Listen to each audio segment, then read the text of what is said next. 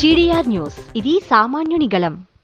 తమకు చెందిన భూమిని అక్రమంగా కబ్జా చేసి వెంచర్ గా మారుస్తూ విక్రయానికి సిద్ధం చేస్తున్నారని భూ బాధితులు ఆరోపిస్తున్నారు. ఈ మేరకు తిరుపతి ప్రెస్ క్లబ్ లో మీడియా సమావేశం నిర్వహించి తమ ఆవేదన వ్యక్తం చేశారు. అధికారులు వెంటనే స్పందించి కబ్జా చేసిన భూమిని తిరిగి అప్పగించాలని బాధితులు డిమాండ్ చేశారు. ఈ ఘటనపై పూర్తి స్థాయి దర్యాప్తు చేపట్టి బాధ్యులపై చర్యలు తీసుకోవాలని బాధితులు కోరుతున్నారు.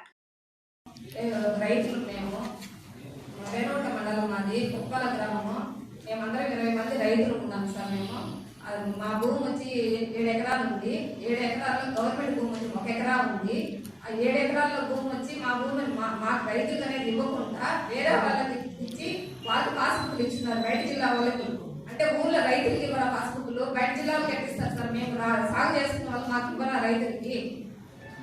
దాన్ని సార్ నేను సీఎం గారికి, చంద్రబాబు నాయుడు గారికి, పవన్ కళ్యాణ్ గారికి, నారా లోకేష్ గారికి, సర్పంచ్ గారికి, ఎమ్మెల్యే గారికి, అందరి కలెక్టర్ గారికి, ఆర్డీఓ రెవెన్యూ వాళ్ళకి, ఆర్డీఓ వాళ్ళకి అందరికి చేతి పెట్టి మొక్కుతున్నాం సార్. మా రైతులకంటూ ఒక న్యాయం చేయమని కోరుతున్నాం సార్. మేము రీసర్వే మా కొత్తపాలెం గ్రామానికి రీసర్వే